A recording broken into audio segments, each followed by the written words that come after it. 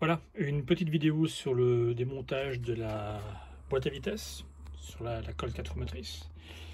Donc sur cette voiture, la boîte elle est un peu particulière. En fait, c'est une boîte avec une transmission avant-arrière. Et donc bien sûr, il y a une boîte de transfert qui est accolée contre. Donc c'est pas une boîte qui est extrêmement courante, hein. Sa référence chez Mitsubishi, c'est la W5 M31.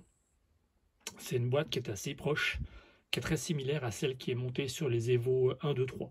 Donc c'est la même architecture de boîte à vitesse, avec le différentiel central et tout le reste, et le couplage pour donc les cardans avant. Et vous avez sur le dessous de la boîte, on ne le voit pas ici, mais c'est juste derrière, vous avez le couplage pour la boîte de transfert qui elle-même est accouplée à l'arbre de transmission qui envoie la puissance au pont arrière. Alors pour vous montrer un petit peu comment elle est faite, parce que c'est pas une boîte extrêmement répandue, c'est toujours intéressant de voir. Donc j'ai juste vidangé la boîte et j'ai ouvert le carter de visite sur le côté où on a accès au visco, au différentiel central. Alors pour vidanger c'est simple, hein, il y a un bouchon de vidange, je crois que c'est du 23 ou du 24 pour sortir, et puis l'huile coule. Vous avez le bouchon de remplissage qui est ici pour faire le niveau, et puis dessus vous avez ici le petit téton en plastique là qui obture en fait la prise, le passage à l'air libre pour empêcher que la boîte monte en pression. Voilà, parce que les boîtes manuelles ne fonctionnent pas sous pression, évidemment, c'est le travail ça des boîtes automatiques qui, elles, marchent sous pression. La boîte manuelle, elle est à l'air libre, donc elle a la pression de l'atmosphère. Donc j'ai enlevé donc le capot qui va sur le côté. Je l'ai fait avant, c'est plus simple pour vous montrer. J'ai aussi enlevé le petit clips là qui tient le VCU, le Viscous Coupling Unit, qu'on appelle le VCU. Et puis comme vous pouvez le voir, donc ensuite il faut simplement tirer dessus pour l'extraire, et le VCU sort sans trop de problèmes. Alors cette boîte, son architecture en fait elle est bien pensée. Vous avez un différentiel donc à l'intérieur qui pilote le pont avant. Sur la colle 4 motrices, c'est un différentiel ouvert standard. C'est la même chose sur le pont arrière. Et puis au milieu, en tant que différentiel central, vous avez ce qu'on appelle un VCU, donc c'est un Viscous Coupling Unit. En français dans le texte, c'est un différentiel à accouplement visqueux. Donc en fait, le principe de fonctionnement, il est extrêmement simple. Là, vous pouvez voir qu'il y a deux arbres qui sont l'un dans l'autre. Le premier tourne librement. Il est accouplé avec... donc on peut voir avec le train avant, puisque là c'est la sortie des cardans du train avant. Et puis ça c'est l'arbre principal qui lui en fait est branché directement sur le moteur. Et en fait l'idée c'est comment faire pour que la puissance elle passe de façon homogène. Et bien en fait Mitsubishi a installé ce qu'on appelle un VCU, donc en fait c'est une simple boîte, vulgairement parlant. On retrouve à l'intérieur les deux cannelures qui se branchent sur les arbres. Et puis dans cette boîte en acier soudé hermétique, vous avez une couche de disques qui ne se touche pas. C'est comme si vous empiliez un peu des compacts disques. Vous empilez des compacts disques et puis vous remplissez le tout d'un silicone extrêmement épais.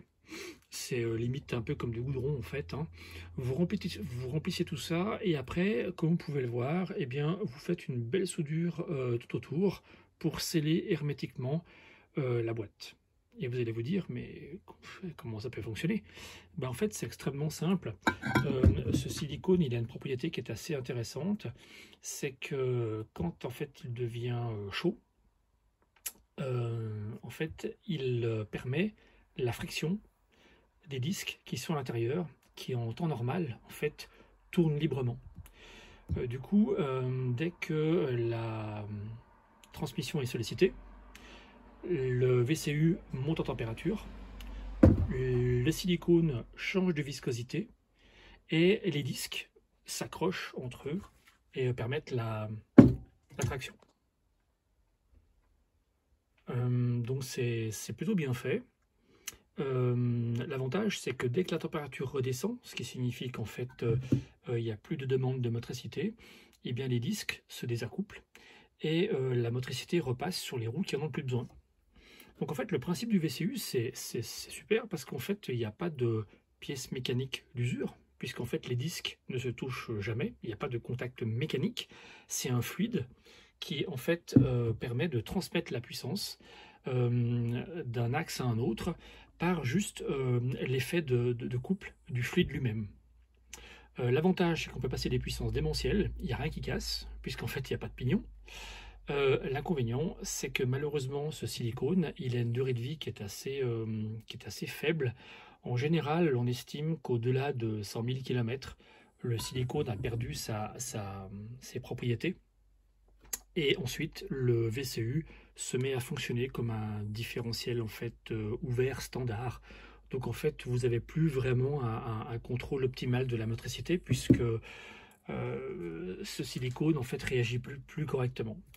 Et malheureusement, sur Mitsubishi, eh bien, ces VCU ne sont pas servissables. Ça veut dire qu'on ne peut pas les ouvrir et remplacer le silicone à l'intérieur.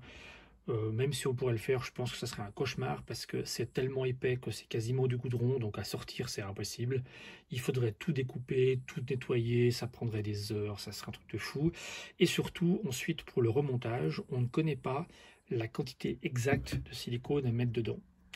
Et même si on le saurait et qu'on le ferait, ensuite il faudrait refaire une soudure tip-top picobello autour, rééquilibrer le tout pour que ça soit nickel. Ça serait un boulot de dingue. Donc le plus simple dans ces cas-là, c'est soit de le remplacer par un différentiel à glissement limité, à plaque, les LSD qu'on trouve partout, ou alors le remplacer par un VCU qui soit neuf, mais il faut en trouver un neuf.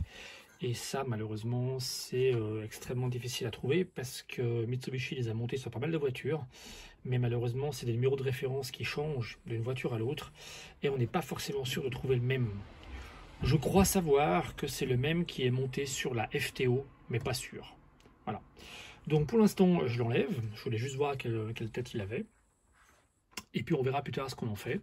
Sinon, pour le reste, la boîte est plutôt, pour l'instant, cette partie-là dans un bon état. Il n'y a pas d'usure, je vois pas de pignon cassé, il n'y a pas de limaille.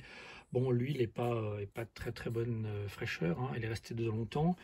On peut même voir dans le carter le niveau d'huile qui a pas bougé pendant des années. Donc c'est bien, ça veut dire qu'il y avait de l'huile dedans. Et puis quand je l'ai vidangée, bah voilà, elle est sortie, elle n'était pas trop dégueulasse, mais elle n'était pas non plus tip top. Mais voilà. Voilà, donc une boîte rarissime, la W5 M31 de chez Mitsubishi, que vous retrouverez aussi dans les Evo à quelques évolutions près.